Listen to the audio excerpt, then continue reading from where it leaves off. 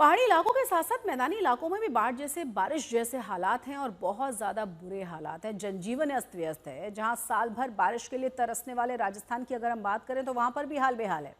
राजस्थान के कई जिलों में बाढ़ जैसे हालात पैदा हो गए हैं। चंबल नदी में पानी छोड़े जाने के बाद धौलपुर में हालात बड़े ज़्यादा खराब हो गए थे।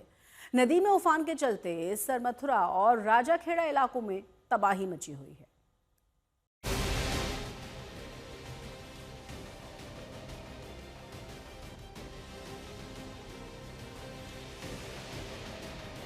पूर्वी राजस्थान में चंबल नदी का कहर।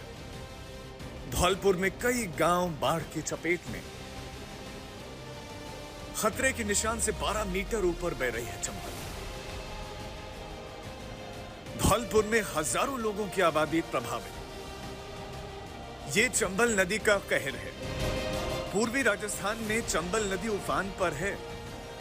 खतरे के निशान से 12 मीटर ऊपर बह रही चंबल नदी ने अपनी धारा बदल दी है और धौलपुर के कई गांव में घुस गई है। इस समय चंबल की वजह से धौलपुर के कई गांव टापू बन गए हैं।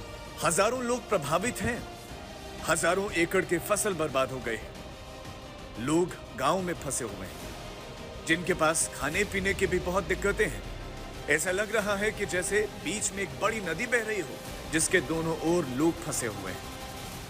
चंबल का जलस्तर बढ़ा तो आसपास के कई इलाकों को उसने अपनी चपेट में लिया है। कई सारे गांव जो हैं वो जलमग्न हैं और मुख्य शहरों से उनका संपर्क कट चुका है। एनडीआरएफ की इस नाव के साथ विशेष अभियान चल रहा है उन इलाकों में जहां आज तक ने खबर दिखाई मदद नहीं पहुंची थी, और अब यहां से खाने का सामान, रसद, जरूरी मदद उन तमाम लोगों को लेकर हम उस किनारे पर जा रहे हैं जहां लोग इंतजार कर रहे हैं। गांव के गांव टापू बन चुके हैं और अगर कैमरे के पीछे नजर से आप देखेंगे तो वहां लोग आपको दिखाई देंगे जो वहां पर फंसे हुए हैं। हालांकि कई लोगों को इवैक्यूएट करा लिया गया। बहुत सारे लोग गांव छोड़कर नहीं जाना चाहते थे। खाने पीने की दिक्कत, पानी की किल्लत। चंबल का जलस्तर घट रहा है, जल्दी ही सड़क भी खुल जाएगी। लेकिन जिस जगह पर ये नाव चल रही है, ये नाव का रास्ता नहीं है जहां मैं चल रहा हूं। ये दरअसल एक सड़क है जो हर गांव के एक हिस्से को प्रमुख शहरों से जोड़ती है। जो सब कुछ जलमग्न आप सागर देख रहे हैं, ये दरअसल खेत खलिहान हैं जो इस समय डूबे हुए हैं। चंबल की धारा दूसरी तरफ है, लेकिन इस समय सब कुछ जलमग्न है। धौलपुर जिला सबसे ज्यादा प्रभावित हुआ है, चाहे पार्वती का जलस्तर हो या फिर चंबल का जलस्तर हो। चंबल का जलस्तर बढ़ा तो कई सारे गांवों को जलमग्न कर दिया है।